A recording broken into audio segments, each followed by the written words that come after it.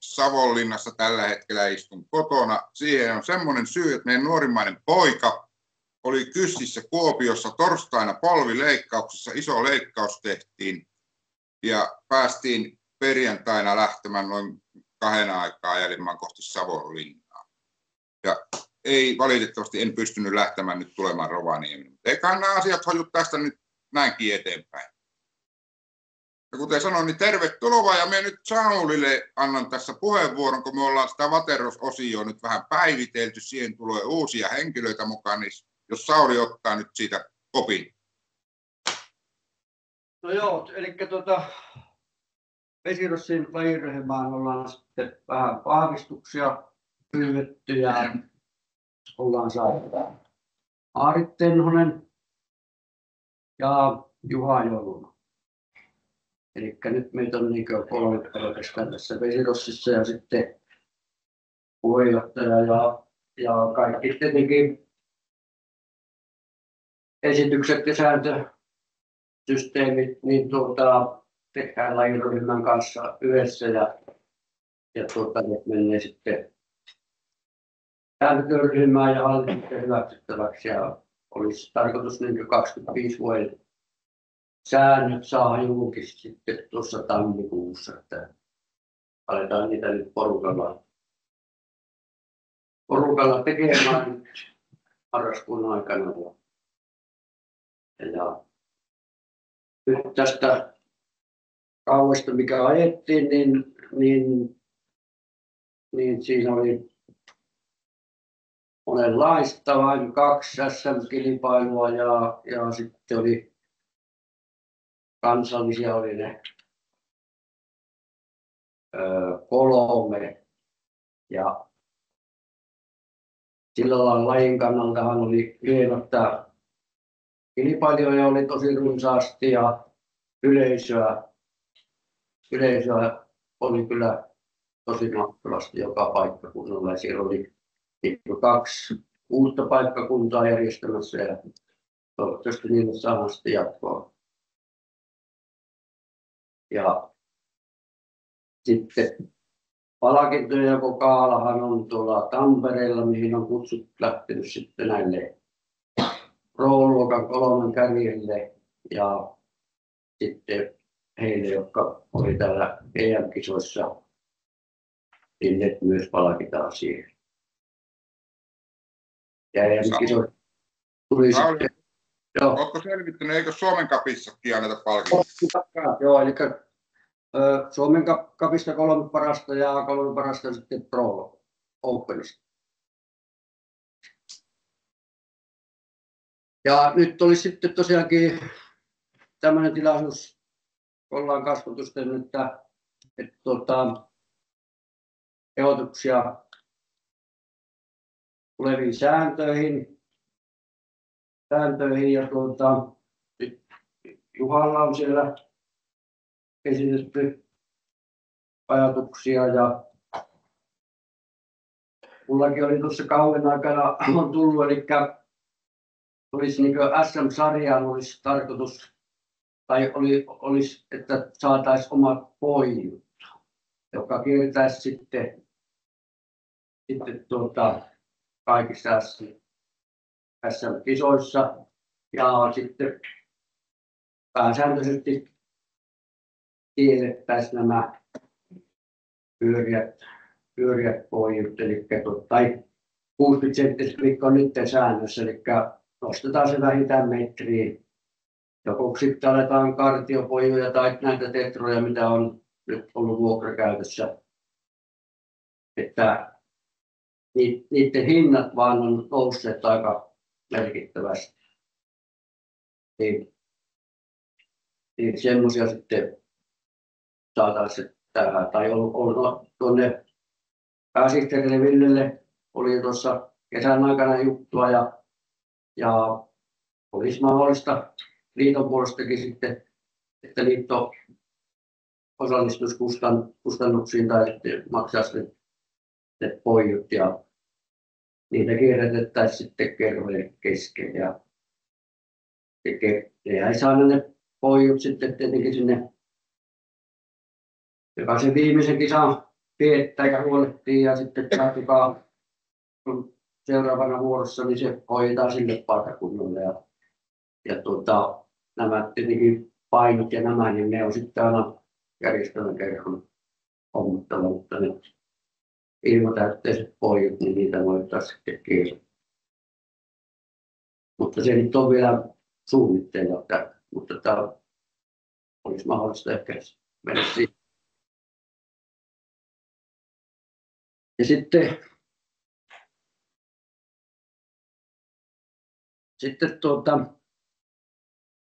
nousuaikaan oli tuolla Kaatoköynnön kisoissa, Norjan kisoissa ajettiin, nyt säännössä 10 minuutin nousuaika. Niin siellä ajettiin 3 minuutin nousuajalla, eikä kuljettajilta tullut yhtään rutinaa ja kisa sujuu sitten tosi nopeasti. Niin olisiko semmoista, jos meidän sääntöihinkin tulisi sitten, että ainakin 5 minuuttiin se puoli. Siinä ei nykykelkolla enää tarvitse ilmeisesti tankataan vaan ja pikku jähydys ja se on sitten liikaa. Onko teillä uskella mitään siinä? Silläkin säästettä. Nyt on semmoinen ongelma, ainoa mikä rullasi, niin oli Sodankylän kutsukisa. Se aikataulutettiin, toki se oli helppo aikatauluttaa, kun se kisamäärä, kuljettajamäärä oli tiedossa. Mutta kaikki muut kisat, niin yltiö pitkiä kisoja ja sitten se vennyi se kisa. Nythän oli monenlaisia haasteita paikkakunnilla, sitten kun oli kaiken maailman ykkösmyrskyä ja muuta myrskyä sitten ja sellaisia haasteita, niin vennyy niin pitkäksi ne kisat, että sitten alkaa pääsemään niin toimitsijat kuin kilpailijat. Siellä tulee sitten niitä virheitä. Tuosta yleensä varmaan pelkkäyksiä finaalit olisi tiivisti siinä. Niin, se olisi joo. Mutta me niitä yhdessä mietitään, mutta semmoisia on ehdotettu kyllä, että sitä tiivistettäisiin sitä nousuaikaa. Meneekö se niin sitten, jos se on niin sillä että jos tulee edellistä erästä, niin siihen vaan seuraavaan erään? Niin, seuraavaan erään, niin siinä on se 10. Se ei koske mihinkään, niin jos upottaa, niin onko siinä se edelleenkin? Siinä on edelleen se 15 minuuttia tietenkin, että sehän on selvä, että se ennen kuin se on viivalla, niin se on se 15 minuuttia silloin aikaa sitten, kun se tulee siihen. Joo, ihan ehdottomasti on järkevä kaikki toimenpiteet mitkä parantaa sitä kisan sujuvuutta, niin ihan ehdottomasti. Mutta koko 3 minuuttia suokaa. No se toimi Norjassa, eikä sillä kyllä ollut valituksia. Yhtä pitkät minuutit kuin Suomessa. No se kyllä, ja sama porukka siellä on ollut. Eri aika. Onhan siinä semmoinen, että jos se alkueristä jää T-finaaliin, eli lähdet sieltä ajamaan ja kun 2-3 minuutin nousuaika, niin jos se 3 finaalia voitat, niin et siinä kyllä on finaalissa, että jaksaa ajaa ihan täysin. Sitten yrittää lähteä lenkkikoulutukseen. No, on se sekin. On siellä tietenkin aika paljon kaasarikelkkoja vielä hyvää, että kyllä ei minun mielestä ehkä ainakaan lyhyempää aikaa pitkä.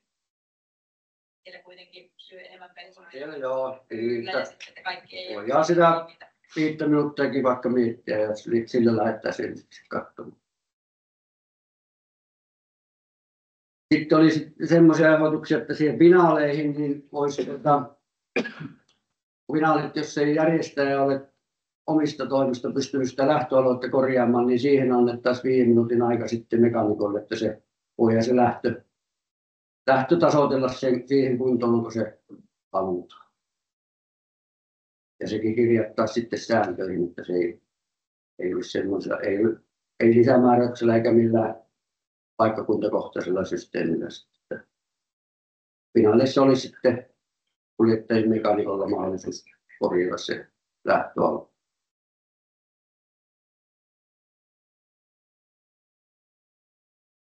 Ja sitten sanon just näihin sääntöihin näin sen verran. Nyt on tarkoitus rakentaa semmoiset säännöt, että siinä on joka paikassa samanlaiset. Siellä ei lisämääräyksellä enää käydä muuttelemaan sääntöjä tai jotta ehtimään. Että semmoinen tässä nyt tällä hetkellä on se taka-ajatus. Kyllä. Ja sitten se ajanottoa varmaan mietitään tai voidaan jo kirjata sinne, että alakuorissa sitten mikäli ajanotto on käytössä ja tulee tasapisteellä, niin sitten se aika ratkaisee sen. Ja mikäli ajanotto ei ole järjestetty, niin sitten sijoituslähtöön ajetaan. Mutta se on taas järjestäjien hommaa sitten se ajanotto, että miten se toteutetaan tai saanko me liiton puolesta siihen, ei nyt ole ainakaan vielä semmoista systeemiä, millä mitä pystyttäisiin kierrättämään. Sodankylässä käytettiin ajanottoa silloin, kun oli EM-kisat 18 ja 19 vuonna ja meillä oli lähtövalot, lähtökennot siinä ja sitten oli maalilinjalla oli sitten kameralinja ja nyt justiin viikolla katselin niitä EM-19 ajettiin niin alakueräkierrokset tai aika-ajot, jokainen ajoi yksitellen aika-ajon. 3 kuljettajaa oli samalla sekunnilla ja Pesosen Naki jo 100-osalle samat ajat. Mutta silloin se oli yksin, ajettiin tyhjällä raalla. Toki niistä tulee helposti eroja sitten kelloa vastaan, kun ollaan ryhmällä. Mutta sitä pitää varmaan miettiä, että onko teillä jotakin idistä sitten, miten se ajanotto pystyttäisiin järjestämään? Oliko se, minkä firman tekemänä se oli silloin Sodankylä? No se oli Näkkäjärven tiimistä. Se oli sama systeemi, mitä on Porokisossa käynyt.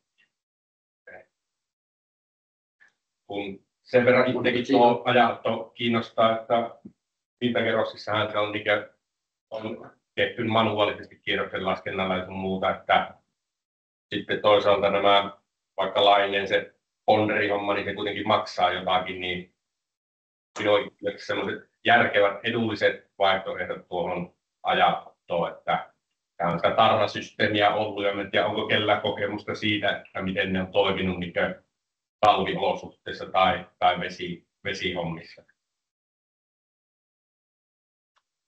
Ei ole sen kummempaa kokemusta muuta kuin sitä käytettiin niissä EM-kisoissa sitä ajanottoa ja siinä oli kyllä toimi, mutta se oli vaan tosiaan kivelle, kun ajettiin aikaa jo ja sehän ei muuten peikuttu.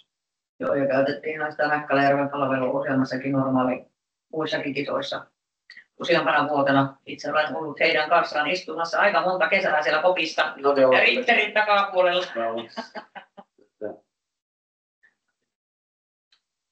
Olihan se ponderijärjestelmä käytössä tuolla Norjan EM:ssäkin viime kesänä ja hyvin toimi. Se oliko se sivuponderi, eli se otti sivusta sen? Eikö ole? Sama ponderit mitä Snowcrossissa. Siihen oli vaan vetty siihen maalilinjalle se vastaanotto, tai se maalilinja oli vetty sinne veen alle. Niin, eli kaapeli meni veen alla. Niin, se kaapeli menee veen alla. Puolessa metrissä, kun se menee vai? 60 senttiä sanovat Norjassa kaupissa. Joo. Jos sattuu joku polttaa siihen kohdalle, sehän No se on. leikkaa kiinni. Torräksi se on siinä. Se on aina tonne. Ja siinä on. Mutta jos se toinen pää on irti ja pojulla vaan siinä kiinni, niin eikö se kuitenkin jousta sen verran, että tietenkin jos se just pitää siihen kohdalle kaasupohjassa uppua, niin se on huono tuuri.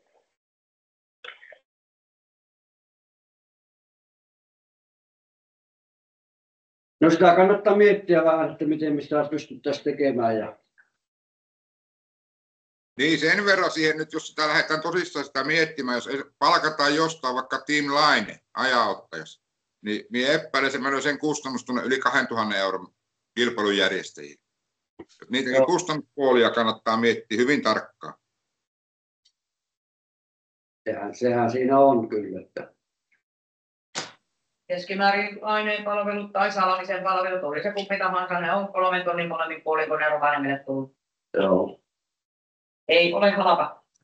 Ei ole, ja sitten niin kuin nyt Esirossissa on perinteisesti ollut suht halpa järjestää ja kerhoilla ollut hyvä, mutta kyllä ne kustannukset pyörii nyt, niin on live ja noin, niin ne on siellä 20-25 000 € hujakoilla sitten per kisa järjestäjälle, ettei se mitään simppeli homma ole, että sitten taas kun tulee lisää kustannuksia, niin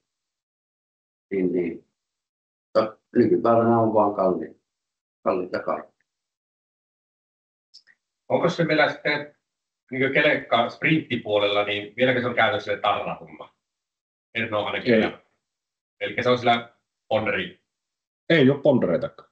Ei, manuaalinen ajanotto. Aha, okei. Sitä on tultu niin takapakkiakin. Kyllä. Taisi olla joskus olisi tullut yksi CC-kittelä. Niin oli, ja oli ne viukat siinä. Rossipöydän ollaan sitä käytä. Se on se maalintulo hirveän ahtaisesti itsekseen. Niin, hidas paikka siinä. Karstula Endurossakin sitä testattiin ja se oli aina semmoisia sumppuja, ne sitten ne maalintulopujottelut, että se otti siitä tarrasta se. Eli todennäköisesti niin kelekkarossissa niin ei tule toimimaan, jos ajatella, että 3 kelekkaa sutkot yhtä aikaa tulee maaliin, niin ei onnistu. En usko. Jonkin verran työn puolesta noiden RFID-tarra-asioidenkin kanssa ollut tekemisessä, niin se ei oikein mennä tuommoista kartonkirullaakkaan, vaikka jos trukki ajaa liian kovaa lukijaa ohi, niin ottaa se. Ja trukki ei liiku ihan kovin kovaa. Ei ole. Tomilla mitään tästä tähän ajanottoon kommenttia, että mitä niitä on muita vaihtoehtoja kuin nämä mitä nyt oikeastaan on käytettykin, eli laide ja saavuminen. Onko sitä muuta? Ei niitä hirveästi ole, että kyllä se siihen on niin vakiintunut, että niitä MyLabsin pondereita pääasiassa käytetään. Taakoerillahan on oma, mitä kansainvälisesti on jotain ollut käytössä, mutta niitä ei ole Suomessa mun mielestä ollut sitä. Että niitä ei vaan ole kauheasti kyllä sitä. Vastaavaahan sitten on niin kuin isommissa urheilutapahtumissa löytyy, niin kuin, niitähän on jotain niin kuin chippejä käytetään maratoneilla ja jossain pyöräkisoissa, mutta niissäkin on vissiin just se vauhti-juttu, että sitten se tarvitsee olla tämä ponderi, mitä me käytetään, niin näissä meidän lajeissa. Ja siihen ei sitten taas sitä palveluntarjoajia ei ole. Niitähän oli siitä on jo aika monta vuotta aikaa, kun Moottoriliitolla oli niitä omia pondereita. Tai onkohan pondereita vieläkin, mutta ei ole laitteistoa. Okay. Niin silloin sitä oli jollain tavalla mahdollista vuokrata, mutta sitäkään ei ole nyt. Eikä se Moottoriliitto ostanut silloin Rossiin, kato sen. Niin se taisi olla, joo. Se tuli vissiin 20, kun niitä tuli vai? Joo. Vai tuliko 30 ja sitten niitä on tainnut aina läpi. Ne mun mielestä niin se laitteisto varmaan myytiin jollekuin näitä, joka sitä toteuttaa. Niin, joo. Sillähän siinä mielessä taas Moottoriliitto ei kovin helpolla lähde näihin kaikkiin hankintoihin, kun niiden ylläpitäminen ja huolehtiminen niin on vähän haasteellista. Mitä on Villen kanssa raatanut, niin justiin niin kuin se poijuasiakin, niin kyllä sitä lähdetään eteenpäin viemään, mutta se sitten vaatii taas kerhoilta sitten, että se huolehtivat niistä, että ne ei ole mitään kolhoosiomaa sillä lailla, että nyt on Sodankylän kerholta on vuokrattu niitä poijuja ja kyllä niitä on paikkailtu aina sen kisan jäljiltä sitten, että kyllä niihin tulee niitä reikiä kylläkin. Tuohon ajanottoon sen verran, että niitähän on kyllä sellaisia, niin kuin on kuullut, että monet niin moottorikerhot käyttää jossain omassa niin kuin sisäisessä toiminnassa jotain GPS:ään perustuvia, mutta ne ei ole sitten ihan kunnon kilpailutoimintaa niin kovin niin kuin ehkä luotettavia eikä silleen, että siitä saisi tuloksia helposti. Ne on enemmän oman puhelimen kautta. GPS-pohjaiset softat on käytännössä sekuntin mittaustarkkuus. Niin, Alamäkin pyöräilyssä käytetään Stravaa ja muuta, niin se on se sekunti, mihin normipuhelin esimerkiksi pystyy. Joo. No sitten oli sääntöihin on tuossa sitten se, niin kuin kiihdytyspuolella on Openissa on minimi-ikä oli 18 vuotta, niin se, ja muissa lajissa se on 17, niin sekin muutetaan sitten yhtenäisesti, että se on se 17. Ja se oli vain siinä yhdessä luokassa. Ja siihen ajettiin sitä poikkeusta. Niin se oli se, joo. Sitä ei ollut sitä kilpailua kanssa. Ja sitten turvallisuusjuttuihin taas kiinnitetään enemmän huomiota, kun ettei tule niitä, oli varikolla se yksi onnettomuus ja sitten on Raalla ollut kyllä aika lailla vahinkoja sattunut, että ei mitään, se ei ole kuitenkaan mikään kontaktilaji tämä vesirossi, että se on enemmän no-crossipuolella, missä voi kollassa, mutta kyllä peen päällä niin pyritään omilla ajolinjoilla koko ajan tekemään ja se, joka on köyhyssä, niin se valitti ajolle. Siellä on aika pahojakin onnettomuuksia tullut ja sitten jos niitä alkaa tulemaan tuolla mittapulla, niin sitten se alkaa nousee vakuutusmaksut ja kaikki. Kaikille. Mistä mitään seuraamuksia, jos on niin tavallaan ihan selkeästi toinen vika, joku kolari? Joo, kyllä niistä voidaan epäohjelmaisesta käytöksestä voidaan rangaistakin. Että niin voidaan, mutta onko tullut kellekään minkälaisia seuraamuksia? Ei motocrossissa. Ei ole tullut, että kyllä siellä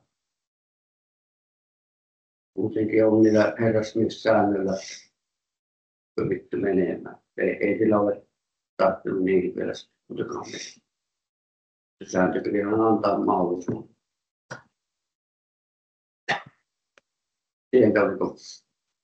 Tuohon voi vaikuttaa ihan autosta radan suunnittelu, koska kun ohjaurin pohjilla estetään sitä, että ei estetä sitä lisäliikkumaa ajolinjaa. Se ohjaurin pohjilla pitää tulla riittävän pitkä. Joo, nimenomaan joo, kyllä.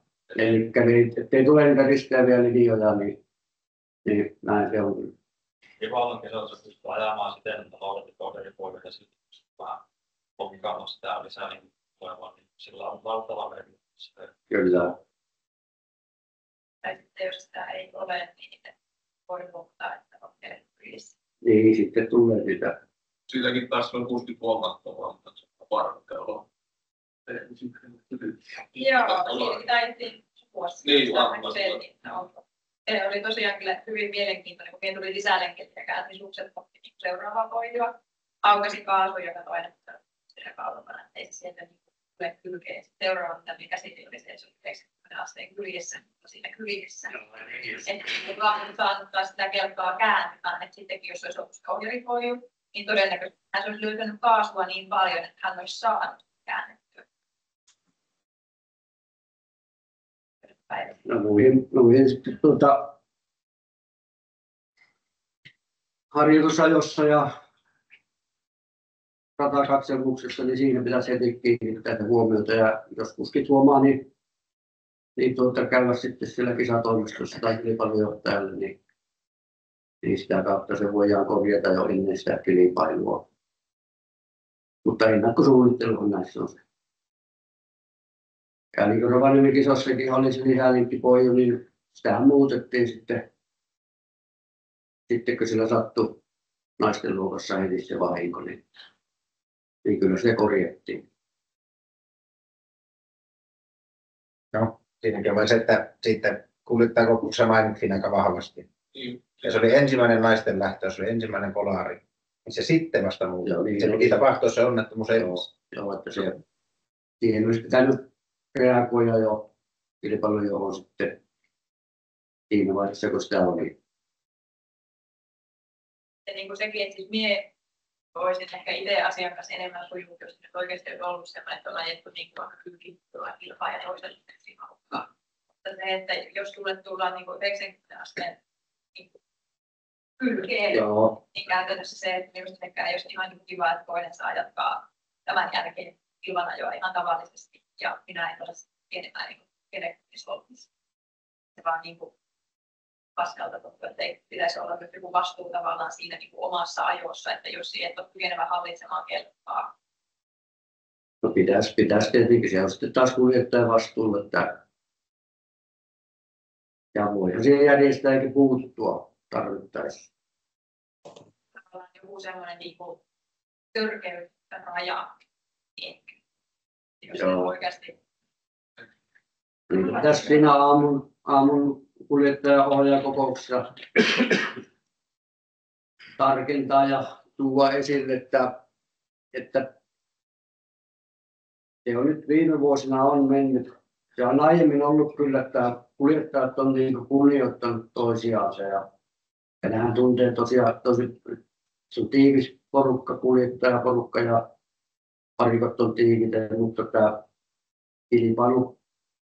Ja sitten on tullut lajiharrastajia, on tullut uusia, niin harrasteluokassa niitä tahtoo sitten tulla, että ajetaan yli omien kykyjen, mutta silloin se, mutta sieltä ne sitten oppivat. Ja siinä se harrasteluokkaan ajakin vain 3 lähdön, että Semi Pro ja Open, niin voi ajaa 4 lähdössä.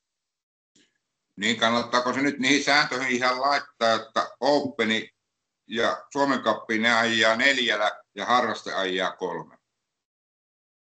Siinä on niin pohdittavaa. Joo, ja taitaa olla säännöissä jo. Joo. Säännössä se on vain, että 3 kertaa lähdötä ja Semi Pro ja Openi voi lajiryhmältä pyytää 4 kertaa. Mutta se voitaisiin kirjata kyllä, että niissä saa olla. Se tarvitsisi aina erikseen kirjata. Niin voisikin jo, että se... Koska siellä on kuitenkin sen verran se taso, ettei sille mennyt sen takia tapahdu enempää, että on 3 vai 4 kertaa. Ei, ne kyllä nyt jo pysyy ja ne on jo kokenutta porukkaa. Ja niitä voi laittaa tosiaan. Ja siinä nyt sitten kannattaa pohtia, ja ketä nyt siellä paikalla onkaan muita, niin ehdottomasti kannattaa olla yhteydessä Juhaan ja tämä on niin lajiryhmän henkilöihin olla yhteydessä. Ne kirjaavat asioita ylös ja sitten kun niitä ruvetaan niputtamaan niitä asioita, niin saataisiin hyvät ja selkeät säännöt, jotta ei tulisi mitään ongelmia meille. Mutta sen verran nyt haluan tässä lähteä rakentamaan semmoista asiaa, kun on esitetty, Erno on ollut siellä Pohjoismaiden kokouksessa, niin on Waterrossi puolellekin ehdoteltu EM-sarjaa. Meillä nyt vähän on semmoinen näkemys, että kannattako siihen lähteä, että siihenkin nyt mielipiteitä. Sitten toinen, mikä minulla täällä lukee, on SM-sarja. Välillä on ollut vain 1 kilpailu, nyt oli viime vuonna 2.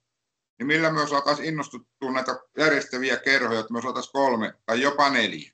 Niin näistä voitaisiin nyt vähän keskustella kanssa. Tehän onko ennen kuin SM-kalenteri on täynnä, niin ei myönnetä kansallisia. 4 SM-kilpailua jo aika paljon. Niin nyt ennen kaikkea tähän EM, että mitä se siellä taas kun ruvetaan jauruumaan, että onko parempi, että ajetaan yhdestä poikki EM-sarja. Jotta se on 1 osakilpailijapiste. Ajetaan Suomessa, Norjassa ja Ruotsissa vuorotellen. Vai onko semmoinen hyvä, että jokaisessa maassa ajetaan 1 kilpailu per kesä? Näihin teidän pitäisi saada päätöksiä kanssa. Mitenkä se EM-lisenssikö? Siinä pitää olla eri lisenssikö normaalissa. Menneekö se yhdellä lisenssillä koko kesä vai pitääkö se ostaa jokaisen kilpailuun oma? Se maksoi 200 € se lisenssi, että menneekö 600 € kesässä EM-lisenssiin? Minun mielestä jos ostaa sen vuosilisenssi, niin ei mene. Se on kertanatsku. Onko tämä ollut nyt sinulla kertalisenssi muodossa? Ei, mulla oli Suomen kausilisenssi, mutta EM:ihin piti ostaa erillinen lisenssi, mikä oli vajaa 200. Ja onko se sitten jokaisessa 3 vai onko se 1 lisenssi koko kesän, kaikki 3 osakilpailuja?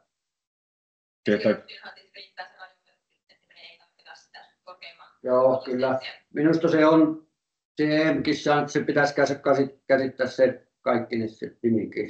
Niin, EM Euroopalla on sekä kertalisenssejä että vuosilisenssejä, että vuosilisenssikin pystyy hankkimaan. Yleensä se on silleen, että kyllä se mun mielestä tulee se vuosilisenssi yleensä halvemmaksi siinä kohtaa, jos osakilpailuja on enemmän kuin 2.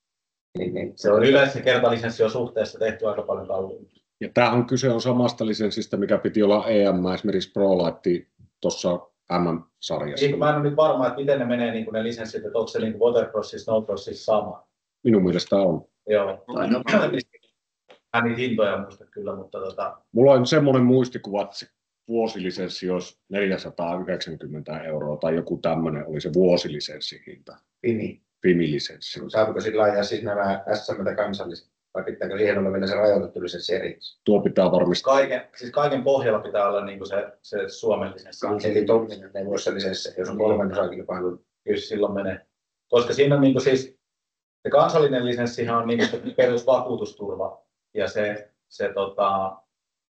kilpailulupa, mikä Suomessa tarvitaan. Sitten EM-lisenssissäkin nykyään on vakuutus mukana, mutta se korvaa ainoastaan siellä niin kuin kilpailupaikalla tapahtuneet tapaturmat. Ja sitten siinä kohtaa taas, kun jatkohoito tapahtuu kotimaassa, niin se on se Suomen lisenssi, eli niin sanottu kansainvälinen yleislisenssi, mikä sitten korvaa se vakuutuksen puolesta. Mutta joo, jokainen firma. Siinä... No, Team Europe haluaa ottaa omansa, kyllähän se siihen perustuu.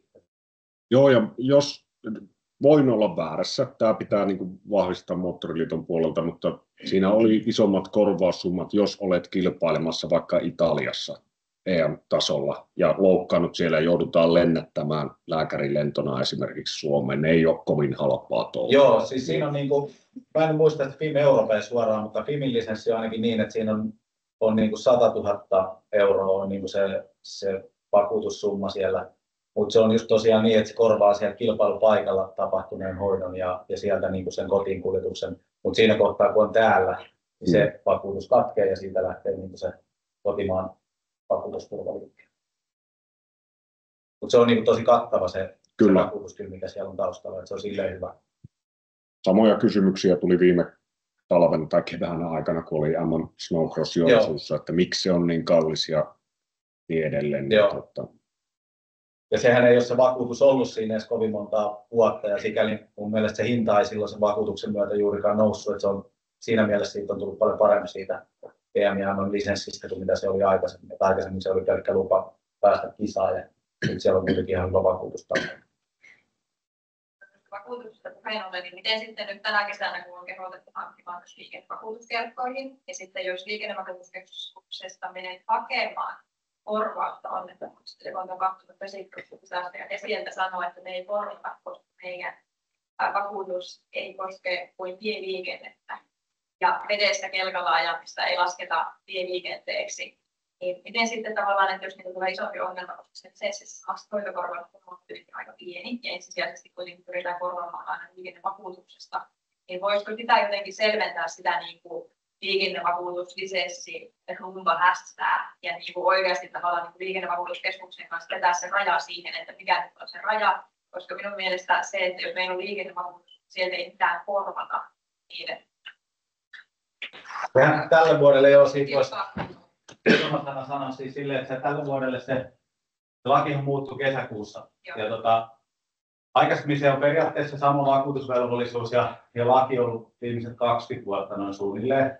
Mutta nyt se muuttui just silleen, että se lain mukaan niin enää kilpailutoiminnassa eikä kilpailun tähtäävässä harjoittelussa se liikennevakuutus ole niin kuin voimassa. Tai siis se ei korvaa henkilölle aiheutuneita tapaturmia, että se korvaa ainoastaan kolmannelle osapuolelle. Ja kolmas osapuoli ei myöskään ole niin kuin treenikaveri tai kilpailussa toinen kilpailija, vaan se on ainoastaan esimerkiksi lippumies tai jos ajaa jonkun tosiaan ulkopuolisen yli. Niin sikäli siinä on niin kuin selkeä, että se ei korvaa kilpailuissa eikä kilpailun tähtäävässä harjoittelussa, mutta missä menee sitten se kilpailun tähtäävä harjoitteluraja, niin se on tällä hetkellä vähän niin kuin epäselvä. Mutta se on niin kuin se tämän hetken käytäntö siinä liikennevakuutuksessa. Ehkä siihenkin olisi vaan niin hyvä saada joku selkeä rajaveittoa, että designerjärjestelmä myös paljon kysellään, mitä vaikka on ja miten se menee, miten se voi, jos vaikka on tapahtuu. Että siihen olisi niin tyyliin paperista, se voi tukea, että näin se menee. En tiedä, vaikka Snowcross-puolella sitten, että liikennevakuutuskin, jos on näin korvataan ja sieltä vai lisenssistä.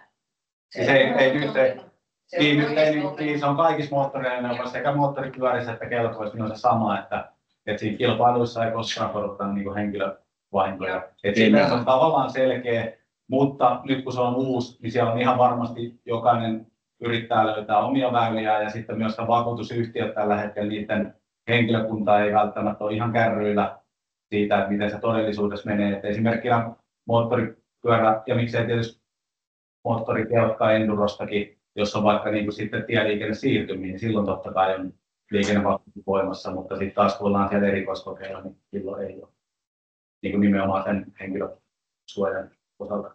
Menee tosi simppelisti Enro-puolella. Se lisenssi on sen takia, että se on siinä mukana siinä kilpailuorganisaatiossa se tuo henkilö. Liikennevakuutus kolmansia osapuolia varten ja se pohjavakuutus sillä lisenssissä on pieni. Ja sen takia jokaisen kilpailijan täytyy itse vakuuttaa itsensä paremmin, jos haluaa. No joo, se on mahdollisuus, just se paremmin vakuuttaminen. Nythän Pohjolalta on tällä hetkellä, mikä on ollut niin kuin se automaattinen vakuutus siihen lisenssiin, niin senhän voi myös sen lisenssivakuutuksen kilpailuttaa, jos haluaa jo suoraan itselleen joku oman. Mutta nyt sieltä on tulossa Pohjolalta eri vaihtoehtoja just tämän uuden liikennevakuutuslain myötä, että sinne tulisi eri tasoja, että jos haluaa vakuuttaa itseensä niin kuin korkeammalla summalla. Ja sitten siinä on aina huomioitava se, että jotkut vakuutusyhtiöt, nyt kun ne myy niitä vakuutuksia, niin ne saattaa antaa isolta kuulostavan summan, mutta todellisuudessa jokainen loukkaantuminen syö sitä summaa, kunnes se on nollissa. Tämän hetken lisenssivakuutus taas on niin, että siinä on pienempi summa, mutta se on jokaista loukkaantumista niin kuin kohti oma uusi summansa. Että sitten miten se laskee. Ja sitten jos tapahtuu oikeasti iso tapaturma, että lähdetään yleensä ambulanssilla sairaalaan, niin silloinhan vakuutusta ei käytetä, vaan se menee joka tapauksessa julkiselle puolelle, jos leikataan jossain yliopistollisessa sairaalassa tai muuta, niin sehän ei vakuutuksen kautta, vaan se on ihan normaali julkisen puolen hoito, jolloin tavallaan sitä vakuutusta ei edes tarvita ennen kuin ollaan siinä pisteessä, että tulisi jotain se vakuutuksen kautta hoidettavaa. Et varmaan isoimpia vakuutuksen kautta hoidettavia on vaikka jotkut pahat polvivammat tai muuten moni niin tämmöiset toimiset nivelet, olkapäät ja muut, jos ne vaatii vaikka pari leikkausta, mitkä on 10-20 tonnia, niin silloin se loppuu kesken. Mutta muuten yleensä ne korvaussummat aika hyvin siellä niin kestää sen tämmöiset normaalit tapaturmat, mutta aina on niitä tilanteita, että se ei. Mutta se on nyt varmaan sen osalta, että kun se laki on tullut ja nyt on yllättää se koko tilanne, niin siinä menee hetki aikaa ennen kuin sinne ne vakiintuu ne uudet käytännöt taas. Mutta työn alla se tuolla niiden osalta liitossa on, jotka sen parissa työskentelevät.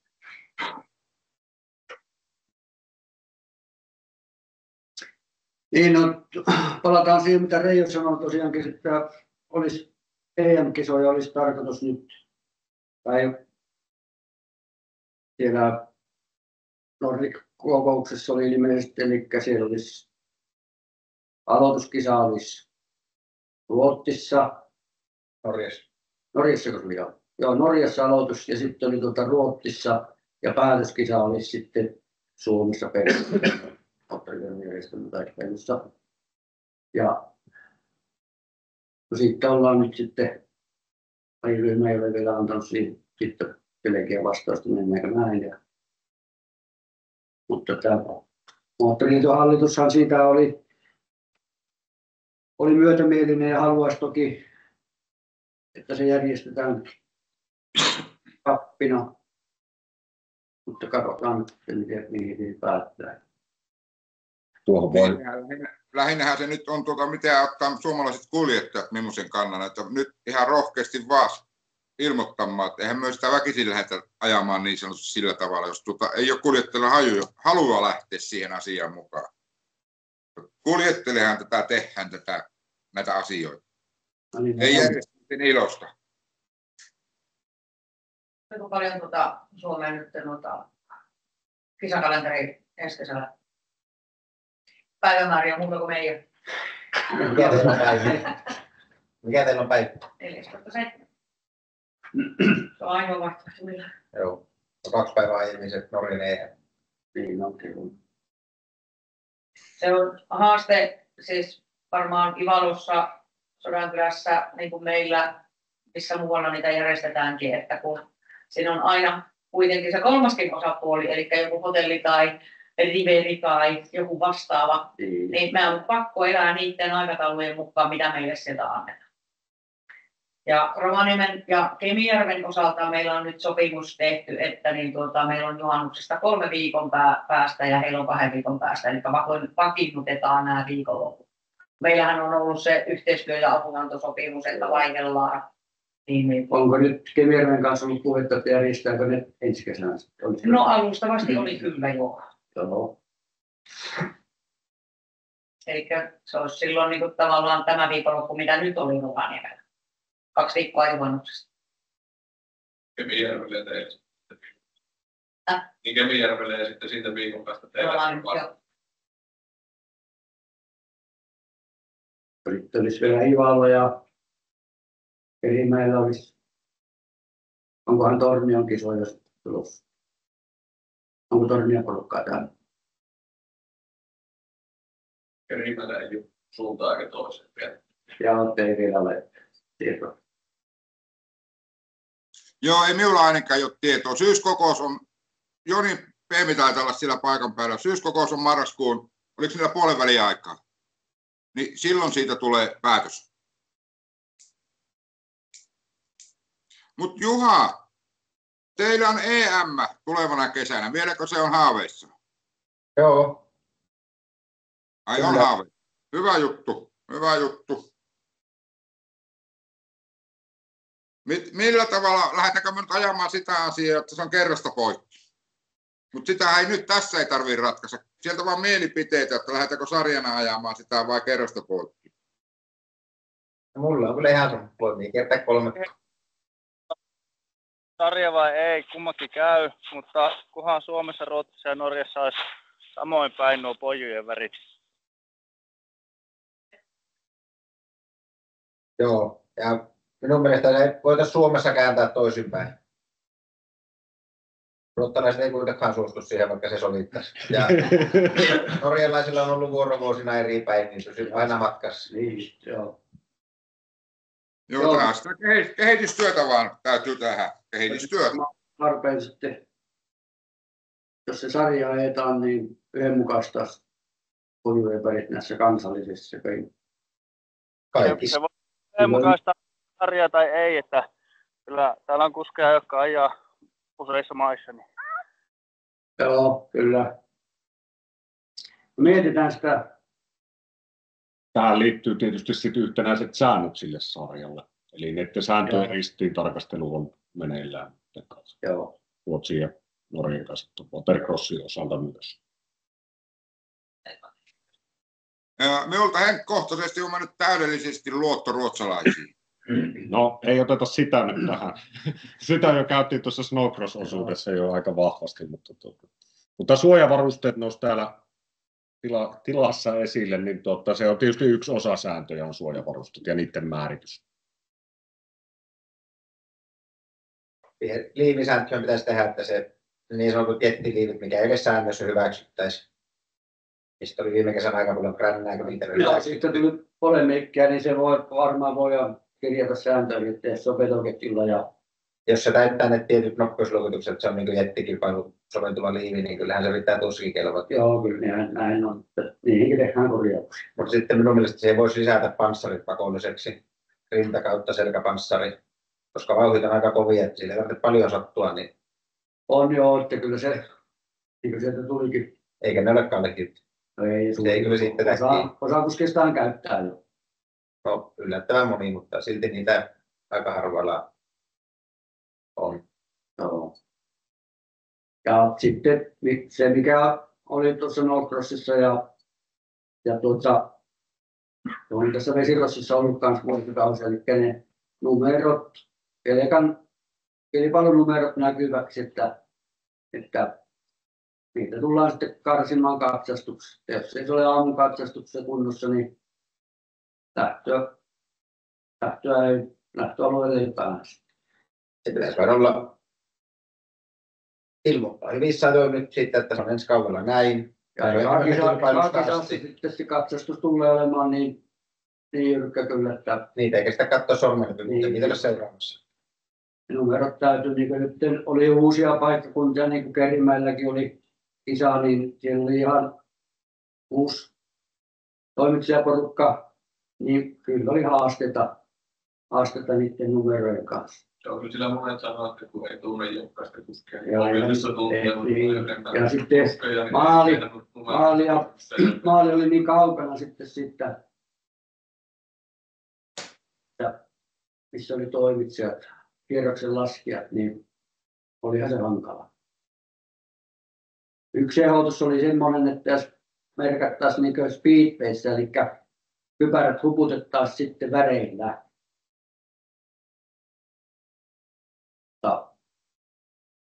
Että siellä olisi vihreä, punainen, musta, keltainen tai millä nyt laittaa. Mutta minkälainen sousi sitten on? En ehkä lähtisi siihen. Mitä tarkoittaa, että aloitettaisiin? Niin, semmoinen huppu pannaan ennen lähtöä aina sille rata 1, keltainen, rata 2, musta, punainen.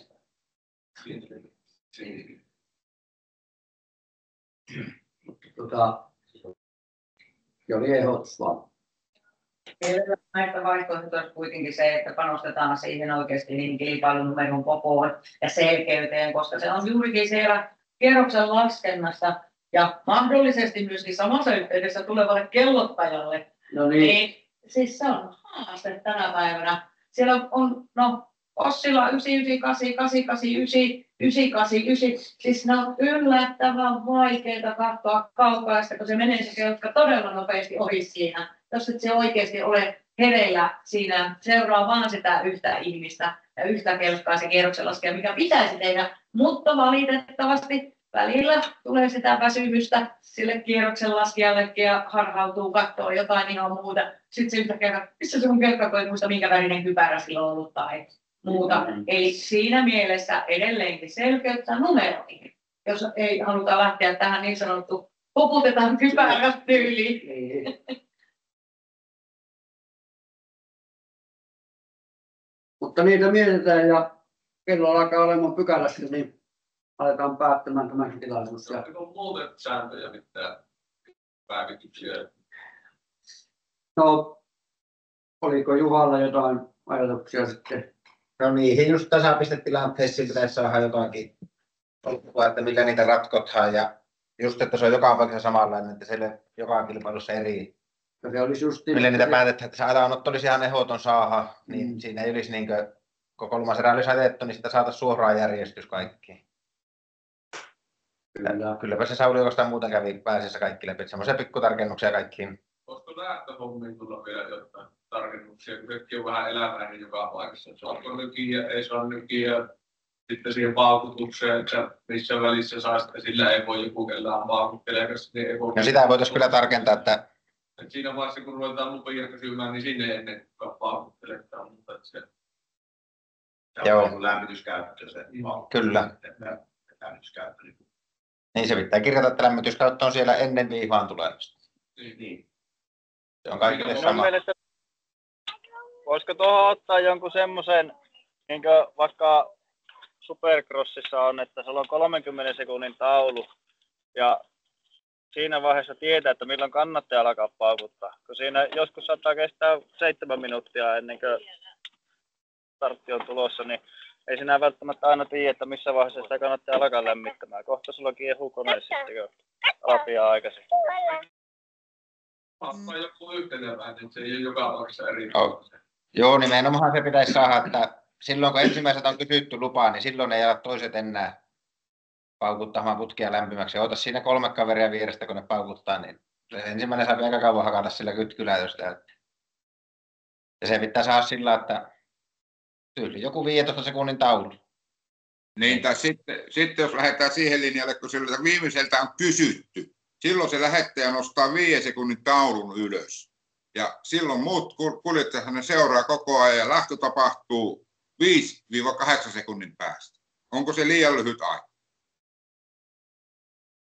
No, kyllä siinä on suosittu sitä nopeaa, niin kuin 2-3 sekuntia ja valot vaihtuu tai tippunut. Niin. Nämä on vaan ajatuksia. Ja siihen pitää miettiä. Ja jos sitä niin on pitkä se viive, niin sitten niitä tulee niitä nykimisiä. Eikö se voi olla niin melkein kaikissa muissakin lajeissa, että 15 sekkaa ja 5 sekkaa taulu ja sillä sitten? Joo, kyllä. 15 sekunnin taulun aikana saa lämmittää, kun 5 sekunnin taulu silloin ei paukkuva. Niin. Niin, kun 5 sekunnin taulu on kääntynyt, niin silloin on oltava valmistautunut siinä 15 sekunnin taulun. Saisimme sitä paukuttaa vielä 5:nkin. Ehdottomasti puolelle suoraan. Kyllä, mutta harva tekee enää. Sanotaan näin tuolla snowcrossin lähtöviivalla.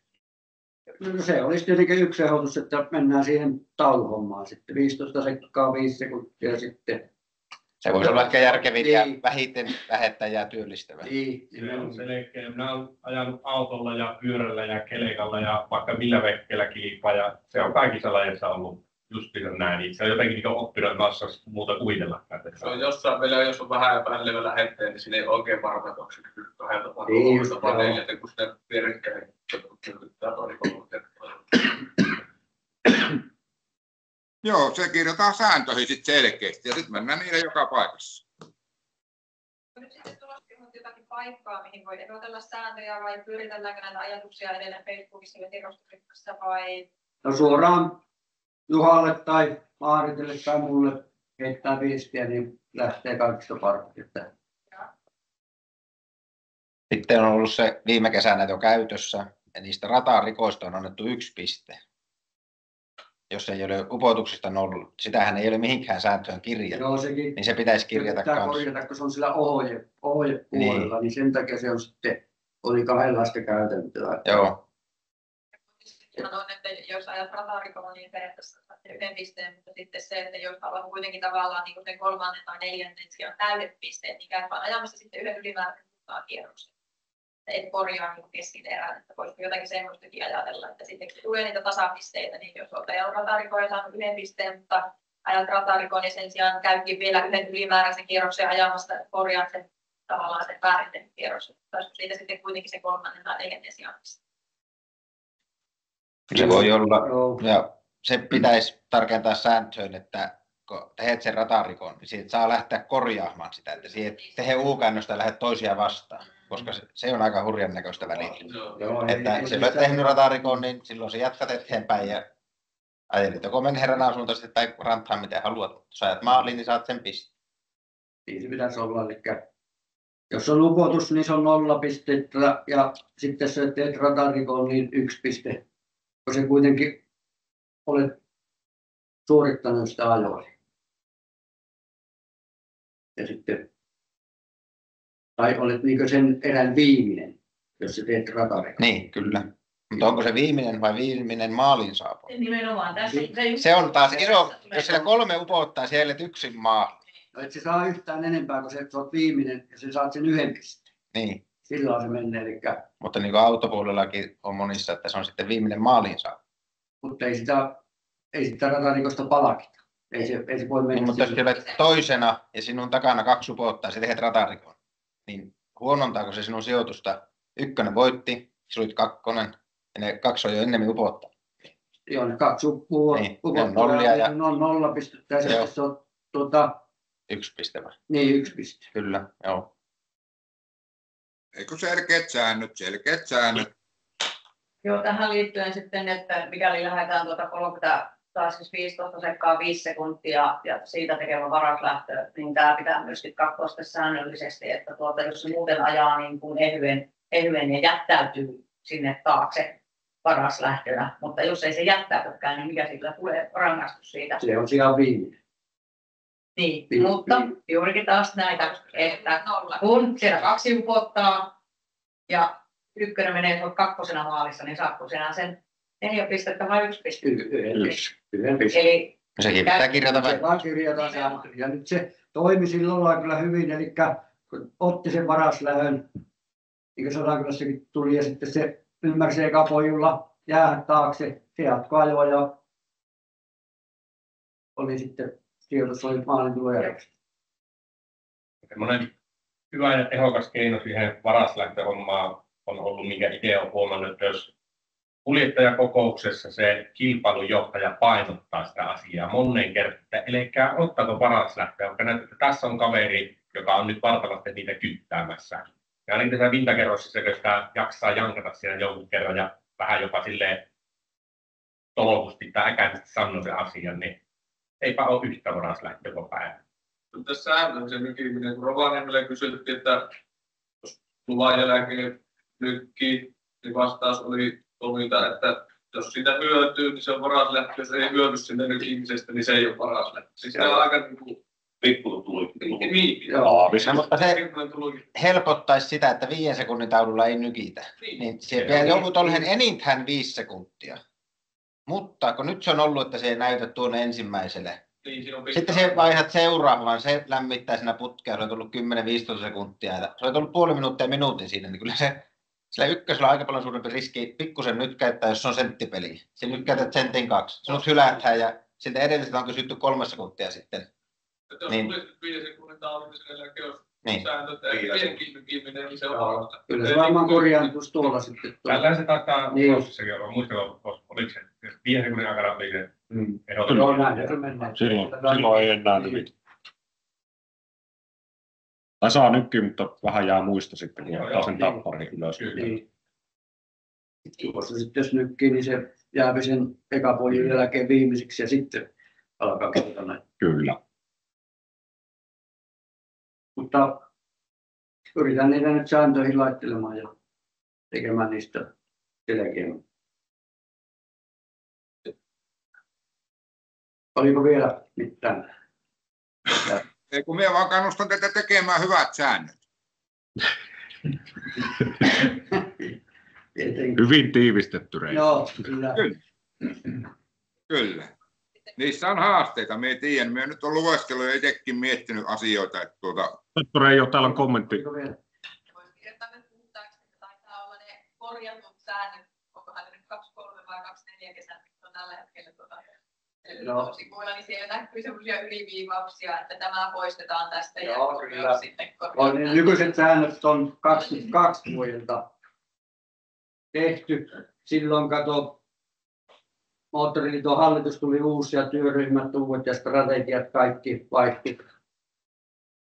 Niin ne tehtiin, Tomi Ahmas oli silloin puheenjohtajana ja tehtiin tosin huhtikuussa pantiin ne eteenpäin huhti-toukokuun vaihteessa ja ne oli ihan valmiit.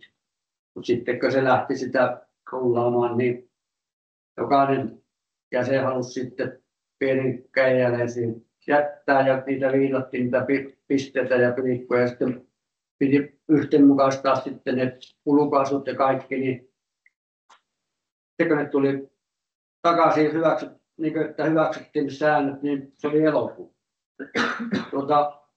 Sodankylä oli viimeinen kisa ja se oli ajettu, niin sen jälkeen tuli vasta säännöt julki. Se meni sitten niin vihkoon, että silloin vähän niin alkoi jo kyllästyttää koko homma. Niin silloin Ville sanoi, että pankaa vaan pöytälaatikkoon ja sitten ne nostettiin esille ne säännöt 23 vuonna ja siinä vuonna ei sitten, tai niin tälle vuodelle, niin ne ei tehty korjauksia. Ne oli. Sen takia ne siellä näkyy 23 vuoden. Ja siellä on justiin semmoisia pikkuviilauksia sen taittiin tehdä. Ja nyt ne muokataan uudeksi. Lähdetäänkö seuraavaksi messuun? Vai onko vielä? Alo, kuuluuko? Kuuluu, ole hyvä. Tämmöinen surullisen kuuluisa aihe, joka on jo useampana vuonna puhututtanut, että meinataanko polttoaineen laillista ja polttoaineiden käyttämistä valvoa, vai voiko sen säännönkin ottaa säännöstä pois? Koska siinä ei ole mitään järkeä, että puolet kuskista ajaa sääntöjen mukaan ja puolet ei. Jaa, tähän nyt jos vastaisin tähän polttoaineasiaan. Tämähän on ympäristöasia tämä. Tämä menee niin kuin ihan Suomen lainsäädäntöön. Niin me ei voida poistaa sieltä sitä, että saa ajaa millä huvittaa. Koska lyijytön polttoaine on Suomessa kielletty. Mutta miten myös tämä valvotaan Waterosissa? Siinä se suurin kysymys onkin. Ja on heille samalla lailla kuin Isokissa. Kuskit kirjoittaa aamulla katsastuslappuun, mitä polttoainetta ja öljyä ne käyttää. Ja kisajärjestäjä ottaa finaaleiden jälkeen polttoainenäytteet. Hommaa samaa polttoainetta, mittaa Decatronin noin $700 maksavalla laitteella. Mittaa sen samaan, jos siihen tulee samat arvot, se on ok. Jos tulee arvot, niin kyseessä ei ole kuskin ilmoittama polttoaine ja öljy. Ja tällöin se on hylätty. Ihan hyvät asiat on ja huomiot on. Ja tuohon meidän pitää löytää ratkaisu, koska me ollaan kuitenkin, niin me ollaan Suomen niin näitä sääntöjen armoilla, ei olla niin Waterossi ja moottoriliittosääntöjä, vaan meillä kielletään lyijytön bensa. Niin siellä meillä pitää lukea siellä säännössä se edelleen. Sauli, tuosta asiasta kannattaa nyt ottaa koppia. Olikohan se Ossi, kuka se oli äänessä? Ossi oli joo. Joo. Jos Ossi kehtaa Sauli olla tuosta asiasta tiimoillaan, niin tuohon meidän pitää löytyä ratkaisu. Tuossa voisi olla ratkaisu myös ihan snowcrossin puolellekin tuossa laitteessa. Kiitos esille nostosta. Niin. SM-kisoista 3 parasta testataan, niin se loppuu. Ei ole mitään järkeä käyttää, kun se tulee palaamaan sitten kiinni. Jos pärjää. Niin, jos olet 3 sakissa, niin ei jää sen takia pois, että ei ole testiä. Kyllä se loppuu, mutta kyllähän sitä suuri osa käyttää, senhän haistaa. Mutta kukaan ei ole raahtanut eikä niitä testata. Ei ole testareita, ne ei voi oikein. No, ne ei loppuunsa niin kalliita ole. Tallenne päätetään nyt ja tullaan julkaisemaan tuolla Moottoriliiton YouTube-kanavalla. Kiitoksia kaikille. Kiitoksia. 700 000. Joo.